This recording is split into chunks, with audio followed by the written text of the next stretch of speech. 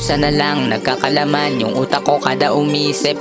Pakaparaan o pangidaan sa pagkahibang at pananahimik. Mananatili lang ba sa gilid o mga punto ko ipipilit. Kahit sumingit di ko maisip paano ko pa masasabayan. Kahit bayadan yung pinagutangan ng di mahirapan sa pinagdaanan. Bigat ang pasamparin ng dadaanan, kaya malamang magdamag ang isipang wala lang ngayon. Tanong ko pa paano na lang, paano paggagalawan kung tiwala ko ay nawala na. Tas baliwala pa di walang wala na wala na pala. Kulang ako na buhay, puro dilema na malupet. Naging magulang kahit nasungay ko pa sa ulo ay maliit. Di ko mapunan mga panukat, katotohanan na masakit. Di maiwasan na mapamulat kahit na dapat nakapikit.